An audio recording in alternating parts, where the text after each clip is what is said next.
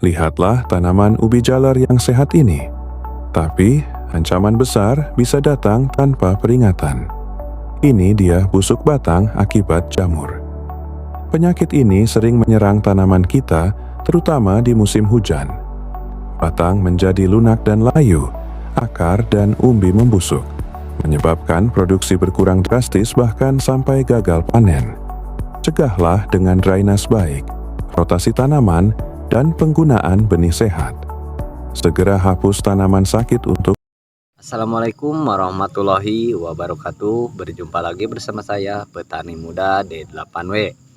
Kali ini saya akan membahas topik cara penanaman ubi jalar di lahan janda ya, atau lahan bekas. Nah, simak terus videonya, jangan di skip-skip agar sedikit yang saya bagikan bisa bermanfaat. Setiap ubi jalar dimulai dari satu benih kecil, dengan harapan tumbuh menjadi hasil yang berlimpah. Di bawah sinar matahari dan hujan, kami merawatnya dengan penuh kasih tanpa bahan kimia. Dengan pemupukan alami dan penyemprotan ramah lingkungan, tanaman tumbuh sehat dan kuat. Dan inilah hasilnya. Ubi jalar organik, segar, dan penuh gizi dari alam untuk Anda. Ubi jalar itu tanaman yang relatif tangguh, tapi karena ada menggunakan lahan bekas ya, mungkin bekas ya, tanaman lainnya atau lahan terbengkalai, ada beberapa langkah ekstra supaya hasilnya tidak bantat dan bebas hama kawan ya. Berikut adalah panduan praktis untuk mengolah lahan bekas tersebut kawan ya. 1.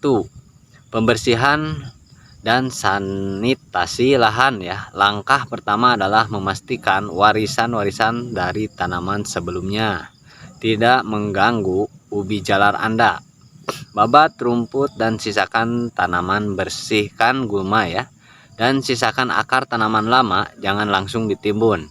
Sebaiknya dibakar atau dijadikan kompos di tempat terpisah agar tidak membawa penyakit. Waspada hama lundi ya kawan, atau uret. Jika lahan bekas rumput liar, biasanya banyak larva kumbang, uret di dalam tanah yang suka memakan ubi jalar kita. Dan pengolahan tanah adalah kunci utamanya. Ubi jalar butuh tanah yang gembur agar umbinya bisa membesar dengan leluasa kawan ya. Pencangkulan, cangkul tanah sedalam 20-30 cm. Jika tanahnya keras atau padat, ubi akan tumbuh kerdil atau bentuknya tidak beraturan. Pembuatan bedengan wajib dibuatkan bedengan gunungan dengan tinggi ya, sekitar 30-40 cm. Ini penting ya, agar air tidak menggenang ubi jalar. Terendam akarnya, nanti dia bisa busuk ya. 3. Perbaikan nutrisi tanah. Lahan bekas biasanya sudah berkurang unsur haranya. Pemberian kapur dolomit jika lahan bekas tersebut cenderung asam.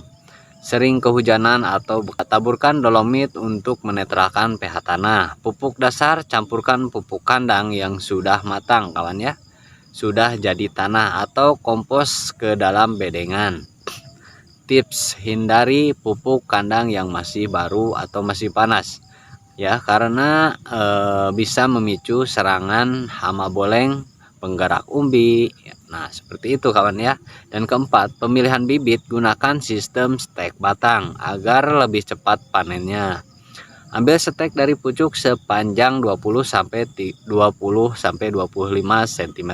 Pilih batang yang sehat dan sudah berumur, tidak terlalu muda kawan ya. Biarkan stek agak layu sedikit kawan ya, sekitar 1-2 hari di tempat teduh. Simpan dulu ya sebelum ditanam agar akarnya lebih cepat terangsang keluar. Dan 5. Jarak tanam dan penanaman. Jarak tanam, gunakan jarak sekitar 25-30 cm ya, rata-rata itu tanaman ubi jalar yang sering saya lakukan antara 25-30 cm antar tanaman dalam satu bedengan ya kawan. Cara tanam: benamkan 2-3 bagian stek ke dalam tanah secara miring ya, Atau kalau kita bisa memberikan nutrisi dengan baik, maka walaupun kita menimbun ubi jalar itu sebanyak 4 sampai 5 ruas, menurut saya sangat bagus ya. Yang penting nanti kita siap untuk memberikan pupuk ya. Bisa pupuk organik ya atau POC ya. Itu untuk membantu juga ya, pupuk kimia dan juga pupuk POC-nya. Pupuk POC bisa kawan-kawan dapatkan ya seperti di afiliasi ya yang tampilkan di video-video yang sudah ada ya, yang sudah saya berikan teks afiliasi ya. Itu adalah pupuk untuk ubi jalar ya, pupuk POC. Nah, itu untuk membantu pembesaran atau perangsang ubi jalar. Balik lagi ya untuk membahas ruas yang masuk 4 sampai 5 batang harus tertimbun tanah ya, karena disitulah umbi akan muncul. Satu tips tambahan, jangan terlalu banyak memberi pupuk nitrogen. Nah, ingat kawan ya, seperti urea ya, jangan terlalu banyak memberi pupuk nitrogen di awal, karena nanti tanaman hanya akan gondrong kawan ya, daunnya saja. Dia akan menang daunnya saja, tapi umbinya biasanya kecil-kecil. Apakah Anda sudah punya bibitnya atau ingin saya bantu carikan jadwal pemupukan yang pas ya, agar umbi besar-besar? Potong dan musnahkan, segera potong bagian batang yang terlihat berlubang atau layu ya. Kalau ubi jalar Anda terkena seperti hama jamur atau serangan uret ya, bisa dipotong ya untuk antisipasi ya, karena kemarin juga ada yang bertanya ya, ubi jalar saya yang mati mendadak ya, biasanya itu disebabkan karena jamur biasanya kawan ya.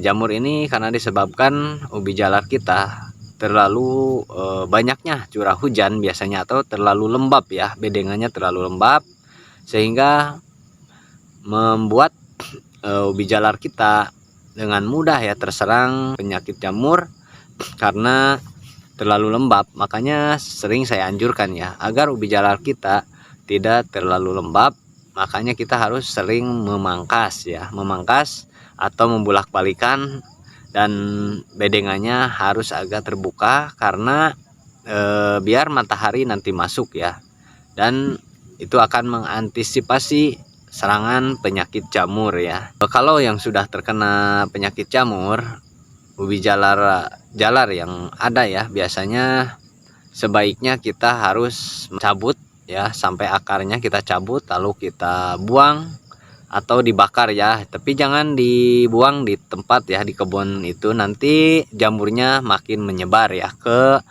tanaman ubi jalar yang lainnya. Dan untuk mengantisipasi serangan hama ini ya, lanas kawan ya.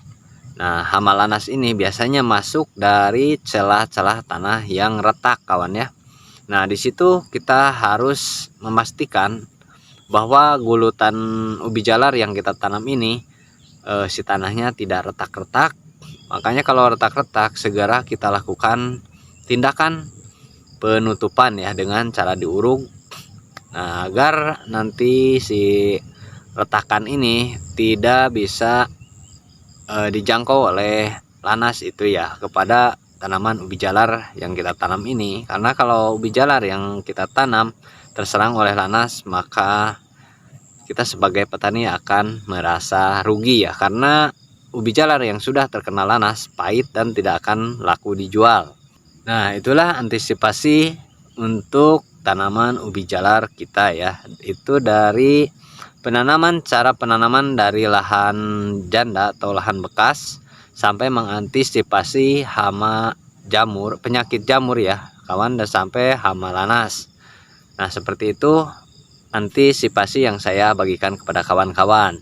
Dan siapa di sini yang menanam ubi jalar banyak yang terserang hama, penyakit, jamur atau busuk batang. Menanam nggak bebas dari hama, tapi menang di daun saja, umbinya gondrong namun isinya jong. Tulis di kolom komentar. Mari kita belajar bersama. Jangan lupa subscribe, buat yang belum subscribe, klik like dan bagikan ke teman petani yang lainnya.